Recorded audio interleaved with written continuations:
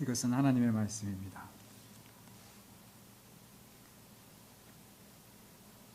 우리는 흔히 말하기를 복된 만남이 있고 또 해로운 만남이 있다고 하죠. 좋은 사람을 만나서 유익한 일을 경험하게 되면 복된 만남이라고 하고, 나쁜 사람을 만나서 손해를 보게 되면 해로운 만남이라고 말을 하는데요. 그러나 사실 어떤 만남이든 좋은 사람이냐 나쁜 사람이냐에 따라서 그 만남의 질이 결정되는 것도 있지만, 많은 경우에 우리가 어떠한 태도로 그 사람을 대하는가, 어떻게 인간관계를 해나가느냐에 따라서 그 만남의 질이 결정될 때도 많습니다. 예수님이 사람을 어떻게 대하셨나 하는 것을 보면, 인간관계는 이렇게 해나갈 때 서로 선한 영향력을 주고받을 수 있구나 하는 것을 우리가 배울 수가 있습니다. 하나님은 우리를 축복하실 때 그냥 이 인간관계 밖에서, 세상 밖에서 초자연적으로 그냥 위에서 쏟아부으시는 그런 축복도 있지만, 사실 대부분의 축복은 인간관계 안에서 그 관계를 통해서 주어질 때가 많습니다. 어려울 때 주변의 사람으로부터 도움을 받게 하시고요, 격려와 칭찬을 통해서 다시 힘을 내게 하시고요, 역경을 이겨내게 하시고, 그러기 위해서 친구나 가족의 희생과 수고가 우리에게 큰 힘이 될 때가 많지 않습니까? 그런 의미에서 우리는 이 복된 만남과 인간관계를 위해서 무엇보다 기도해야 돼요. 그리고 노력해야 합니다. 누구에게서 좋은 모델을 찾을 것인가? 바로 예수님이시죠. 예수님은 우리에게 와서 영적인 메시지만 전하고 가신 게 아니라 실제로 우리가 어떻게 우리의 가족과 우리의 친구와 이웃을 대해야 하는지 말로도 가르치시고 본인이 직접 행동으로 모범으로 보이셨어요. 그 예수님의 많은 모범 중에 오늘 특별히 3가지를 뽑아서 보려고 하는데요. 그 한 가지가 오늘 삭개오를 대하시던 예수님의 모습입니다. 여기서는 우리가 무엇을 배울 수 있을까요? 오늘 본문 19장 5절에 보면 예수님께서 삭개오에게 먼저 다가가세요. 여러분, 삭개오는 많은 사람들이 싫어하고 피하는 인물이라는 것을 기억하셔야 합니다. 예수님 바쁜 분이세요. 많은 사람들이 예수님을 만나길 원해요. 시간을 보내길 원하고, 중요한 사람들이 많은데 다 옆으로 제쳐놓고 이 삭개오를 찾아가시고 삭개오의 집에 가서 하루를 보내세요. 내가 오늘 내 집에 유하여야겠다라는 이 말씀이 삭개오에는 너무나 큰 기쁨이었습니다.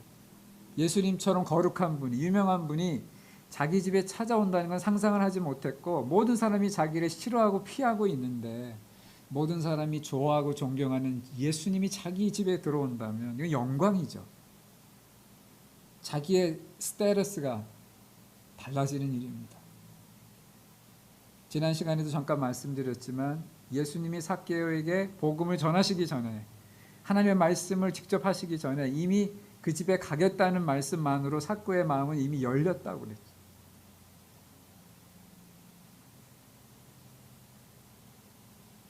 오늘 우리도 복된 인간관계를 위해서는 사람에게 먼저 다가가는 자세가 필요합니다. 근데 쉽진 않아요. 많은 경우 저와 여러분이 다가갈까 하다가 멈추거나 미룬 경우가 많지 않습니까? 내가 먼저 말을 건넬까? 내가 먼저 사과할까? 한번 찾아갈까? 내 마음뿐이었지. 그러면서 지나간 경우가 많았고요. 또 내가 잘못한 게 없는데 왜 내가 먼저 사과해? 자기가 먼저 사과해야지. 이런 자존심과 고집으로 또 화해의 기회를 미루거나 잃어버린 경우도 있지 않습니까? 먼저 다가간다는 것, 특별히 그렇게 가깝지 않은 사람에게, 서먹서먹한 사람에게, 그러나 왠지 내 도움이 필요하고 내가 옆에 있어줘야 될 것 같은 사람에게 선뜻 다가간다는 건 쉬운 게 아닙니다. 그러나 우리가 정말 주님을 따르고 주님이 가지셨던 복된 관계를 가지고 싶다면 먼저 손을 내밀어야 됩니다.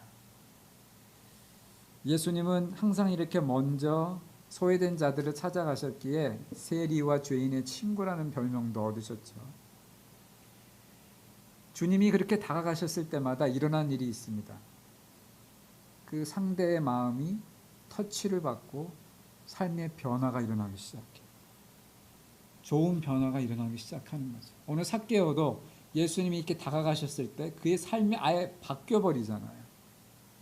돈만 알던 사람이 자기 재산의 절반을 사회에 환원하겠다 그러고, 세리장이기 때문에 과잉징수하고 뺏은 것들이 많은데 그런 것들 4배로 갚겠다고 하죠. 하나님의 율법에는 5분의 1을 더해서 배상하라 그랬습니다. 20%의 과태료를 내는 거죠. 그러나 여기 삭개오는 4배로 갚겠다라고 하는 것은 그가 지금 얼마나 가슴이 벅차 있는가, 대단한 결심을 했는가를 보여주고 있습니다. 예수님이 설교만 잘해서일까요? 아니에요.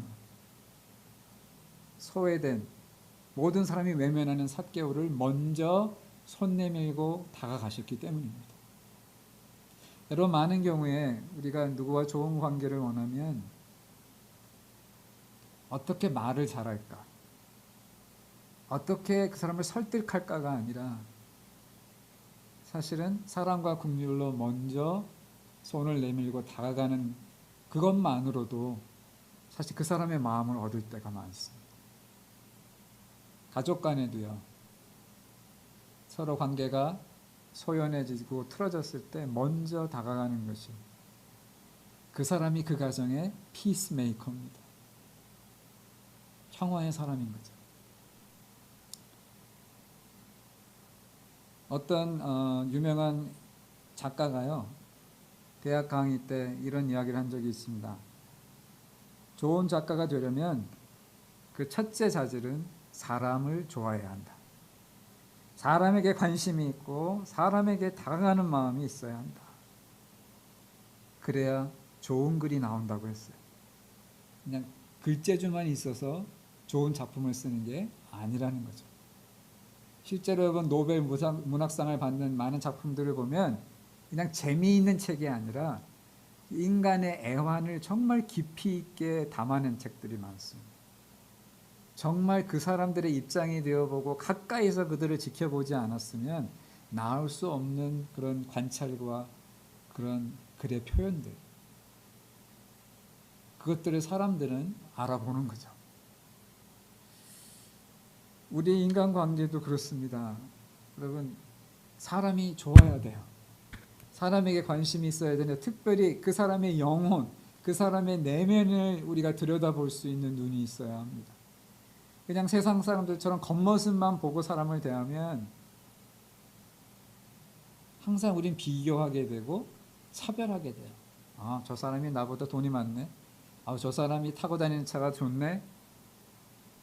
저 사람이 나보다 똑똑하네. 아, 저 사람은 내 한참 미치다. 아, 저 사람은 내 타입이 아니야. 뭐 가까이 할 사람이 아니다. 그런 식으로 자꾸 판단하고 차별하게 됩니다. 그러나 우리가 예수님처럼 그 사람의 영혼에 관심이 있으면 바리새인같이 정말 위세당당하고 모든 걸 가진 사람을 볼 때도 그 안에 위선과 썩어가는 모습을 보면서 회개하라, 천국이 가까웠다, 오히려 불쌍히 여길 수 있는 마음이 생기고요. 가난해서 하나님께 동전 2입밖에는 드릴 것이 없던 가난한 과부를 보면서도 아, 그 믿음이 대단하구나, 그 영혼이 아름답구나 칭찬하고 높일 수 있는 마음이 생기는 거죠. 겉모습만 보지 않고 그 사람의 내면의 소리를 듣고 그 사람의 영혼을 볼 수 있을 때 우리는 모든 사람을 불쌍히 여기게 되고 긍휼이 또 사랑이 우리에게서 나가게 되고요. 이해하게 되고 포용하게 되고 미워하지 않게 되고 미워했다가도 용서하게 되는 것입니다. 이 모든 것이 우리가 무엇을 보느냐에 달려 있습니다. 그 사람을 들여다보면요, 다 사정이 있고요, 다 아픔이 있고요, 눈물이 있어요. 미워만 할 게 아니고 정죄하고 나무랄 것만 아니다라는 것을 우리가 깨닫게 됩니다. 그러면 인간관계의 문이 열리기 시작하는 거죠.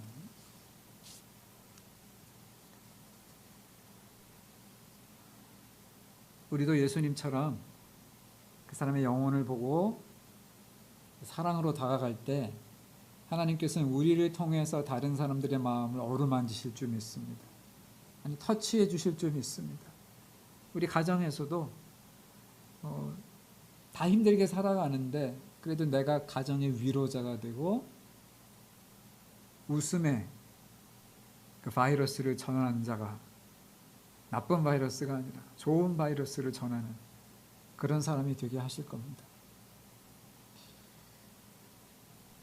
두 번째로 여러분, 예수님 인간관계의 중요한 키는 누가복음 2장 50절 51절에서 발견하는데요. 예수님이 12살 때 일입니다. 성전을 방문했다가 온 가족과 함께, 동네 사람들과 함께 돌아오는 길에 예수님은 부모님과 함께 떠나지 않고 계속 성전에 남아서 하나님의 말씀을 토론하잖아요. 율법학자들과. 그 바람에 예수의 부모가 길을 떠났다가 하루 만에, 이틀 만에 다시 돌아와야 했습니다. 그리고 예수를 나무라죠. 내가 어찌하여 우리가 이렇게 하였느냐. 그럴 때 예수님이 하신 말씀이 어째서 나를 찾으셨습니까? 내가 내 아버지 집에 있는 건 당연한 거 아닙니까? 그 말에서 더 야단 맞았을 거예요. 예수님을 이해를 못하죠. 그 부모가. 탄생할 때는 뭐 메시아고 하나님의 성령으로 잉태된 자고 그런 의식이 있었는데 이제 12년을 기르다 보니까 내 자식이 돼버린 거예요. 예수님이 메시아라는 사실을 어느새 잊고 있던 거죠. 그러나 그런 부모와 함께 예수님은 말없이 내려가셔서 성경에 보니까 순종하여 받드시더라 그랬어요. 예수님에게서 보는 이 두 번째 키는 권위에 대한 순종이에요. 부모에게 순종하셨고요. 물론 이제 나이 30살이 되면 딱 가차없이 이제 떠나시고 하나님의 일을 하시지만 그 30살이면 그 당시에는 굉장히 많은 나이예요. 그때까지 부모를 받드시며 순종했다 그랬어요. 아마 아버지 요셉이 일찍 죽었을 거고 가장의 역할을 감당하셨던 것 같아요. 뿐만 아니라 예수님은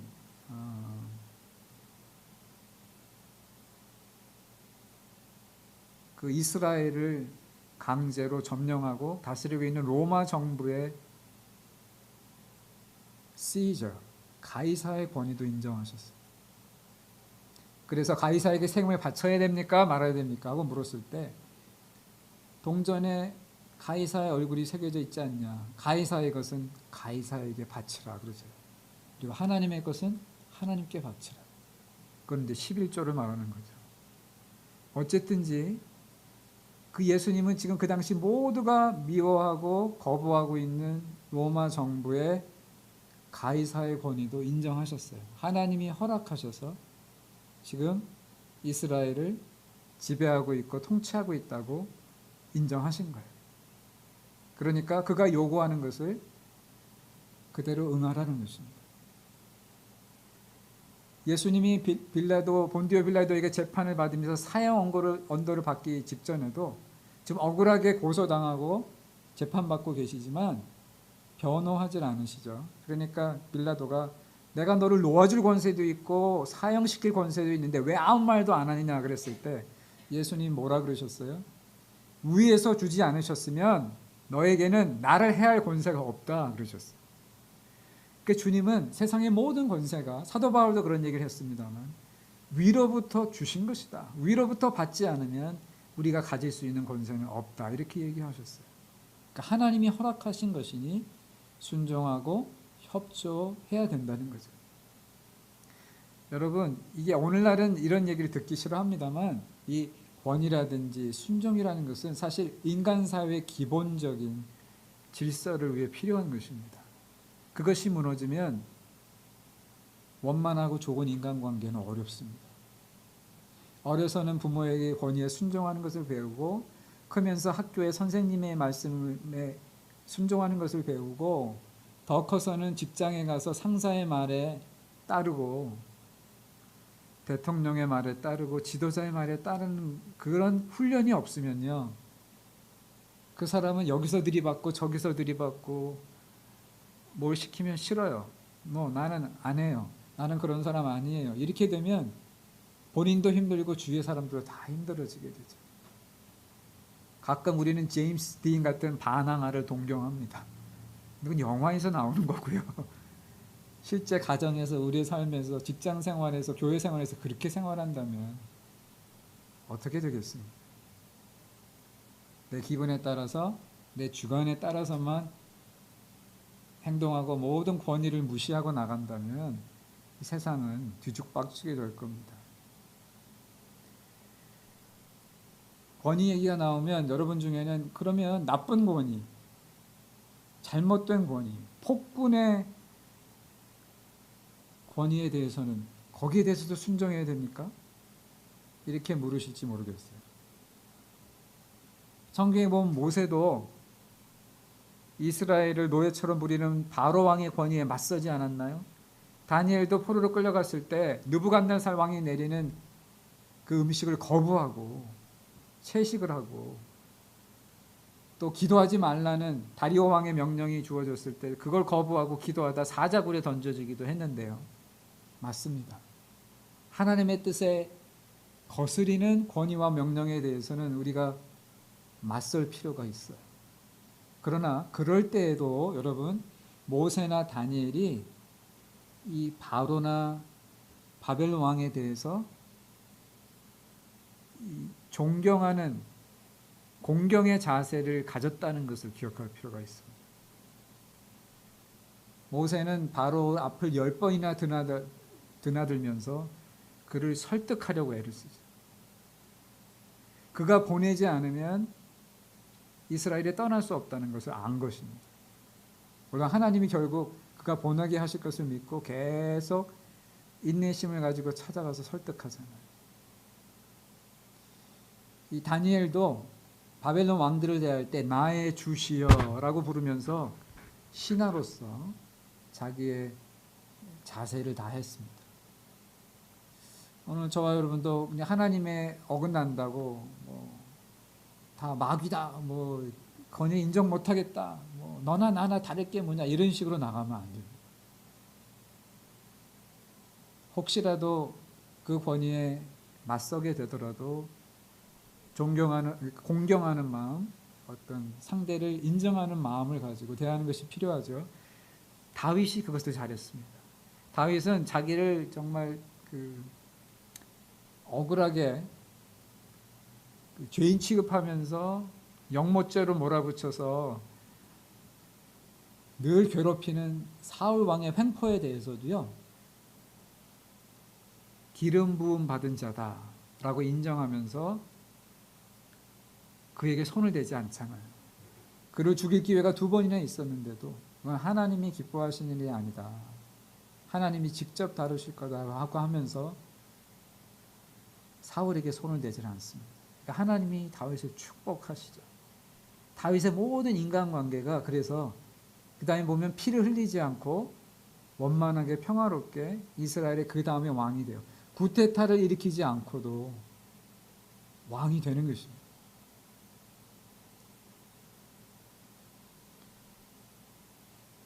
워치만이라는 그 영성가가, 설교가가 이런 글을 남겼습니다. 권위에 대해서.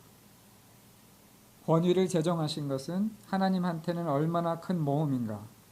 하나님이 제정하고 위임하신 권위가 하나님을 잘못 대변한다면 하나님한테는 얼마나 큰 손해인가. 그런데도 하나님은 두려워하지 않으시고 그런 권위를 정하셨다. 하나님이 권위를 제정하신 것보다는 인간이 그 권위에 두려움 없이 순종하는 것이 사실 훨씬 더 쉽다. 하나님 자신이 인간에게 권위를 맡기는 것을 겁내지 않으셨다면 우리도 두려움 없이 권위에 순종해야 하지 않을까. 하나님이 담대히 권위를 정하셨으니 우리도 용감히 권위에 순종하자 하셨습니다. 여러분, 순종은 하나님의 관계에서 참 중요해요. 나보다 위에 두신 권위를 인정하고 순종하는 것을 배운 사람이 하나님을 믿을 때도 순종하면서 잘 믿어요. 항상 여기 들이받고 저기 들이받던 사람은 하나님 믿을 때도 들이받으면서 믿어요. 왜요? 왜 제가 해야 되는데요? 그건 하나님 생각이시고요. 뭐 이렇게 나와요, 자꾸. 저는 준비가 안 됐단 말이에요. 뭐 이러면서. 제가 옛날에 젊었을 때 좀 그런 경향이 있었어요. 그래서 제가 잘 알아요. 그렇게 자꾸 따지고 들이받는 사람은요, 믿음이 들어가기가 어려워요. 항상 옳아야 되고 논리적이어야 되고, 그런 사람은 인간관계가 어려운 면이 많습니다. 왜냐하면 관계는 결국 신뢰를 바탕으로 하거든요. 누가 옳으냐가 아니에요. 뭐가 효과적이냐가 아니에요. 사랑이고 포용이고 신뢰를 바탕으로 한 것입니다. 가만히 보세요. 그런 사람들이, 좀 어리숙한 사람들이 인간관계가 좋아요. 너무 똑똑하고 따지는 사람들은 좀 다가가기가 어려워요.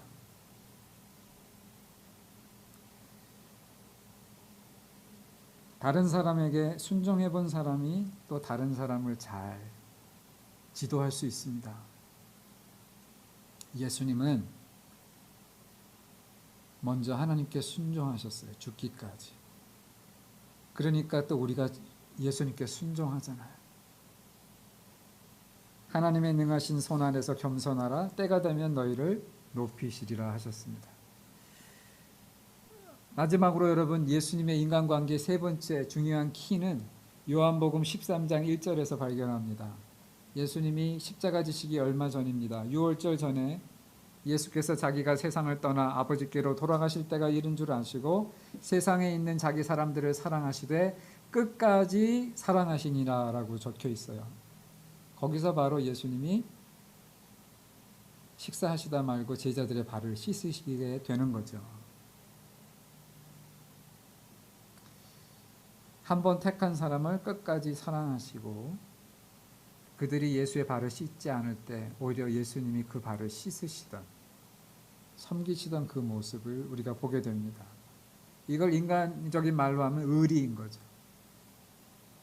의리가 있어야, 신뢰 갈 만한 사람이어야 인간관계가 결국 깊어지고 좋아집니다. 암만 처음에는 좋아 보여도 말은 잘하는데 가만히 보면 신뢰가 안 가고 약속을 안 지키고 또 자기의 편이나 이익을 위해서 이렇게 입장을 바꿀 수 있고, 다른 사람은 어떻게 되든 일단 내가 좋으면 그렇게 하고 마는 그런 분들은 인간관계가 어렵죠. 친했던 사람들도 하나 둘 멀어지기 시작합니다. 실망해서. 예수님은 기술로, 테크닉으로 인간관계를 해나가신 게 아니에요. 세상에서 말하는 인간관계의 어떤 기술, 1번부터 10번 이런 거 예수님께 없었어요. 예수님은 그냥 진심으로 다가가시고 한번 사랑하기로 정하셨으면 마음을 바꾸지 않으셨어요. 우리에게는 어려운 일입니다만, 그러나 정말 우리가 예수님에게서 배우기 원한다면 우리가 실망한 사람에게도 제2의 기회를 주어야 될 것 같아요. 베드로가 예수님께 와서 물어본 적이 있죠. 형제가 나에게 죄를 짓고 와서 용서해달라 그러면 몇 번까지 용서해줘야 됩니까? 한 번도 아니고 2번, 3번, 4번 그러는데 7번까지 해주면 되겠죠? 그렇게 물었어요. 7번은 많잖아요. 근데 예수님의 대답이 충격적이었습니다. 70번에 7번이라도 해라. 70 곱하기 7은 490번인데 계속 하라는 얘기죠. 베드로가 괜히 물어봤다 그랬을 거예요. 좀 옳게 보이려고 7번 가지고 들어갔다가 490번으로 얻어맞고 뒷걸음질 쳐 나왔습니다. 누구나 세컨 찬스가 필요하기 때문이에요. 아니, third chance, fourth chance, 10번, 20번의 기회가 필요합니다. 사실 정말 마음이 나쁜 마음이 아니라 약해서 실수하고 또 몰라서 그 버릇이 아직 안 고쳐져서 또 옛버릇이 나와서 또 나에게 피해를 주고 실수하는 거라면 그냥 그러려니 하고 끌어안으라는 말씀이에요. 그냥 그 사람은 그런 사람이다. 나의 십자가다. 내가 품어야 될 사람이다 생각하고 끌어안으라는 말씀이에요. 정 그럴 수 없으면 멀리 하시고요. 안 보는 게 상책이고, 그러나 여러분이 우리가 할 수 있으면 형제니까 가족이니까 끌어안으라는 거죠.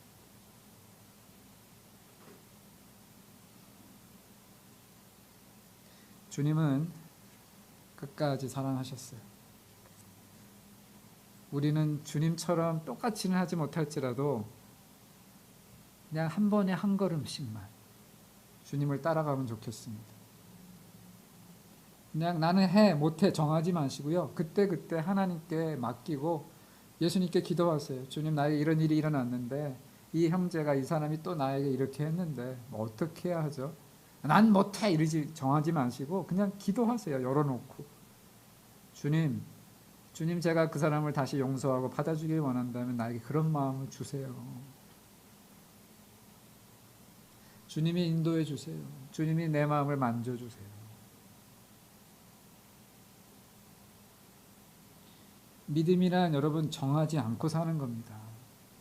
결론을 내지 않고 사는 거예요. 결론은 누가 내요? 내가 내는 게 아니에요. 항상 주님이 내리시는 거기 때문에 나는 그냥 문제만, 질문만 하면 돼요. 하나님께.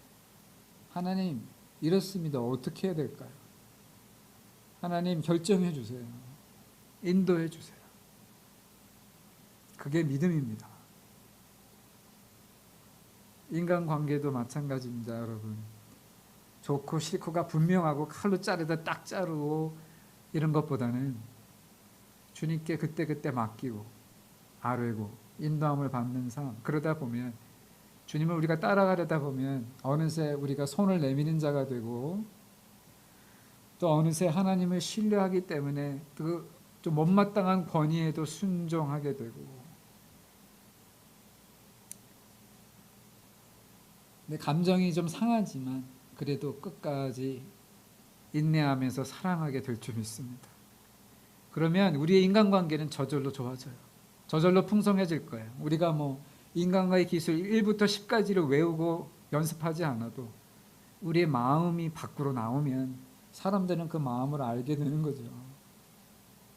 우리와 가까워지고 싶고 우리와 이야기를 나누고 싶고 우리가 전하는 복음에 귀를 기울이게 될 겁니다.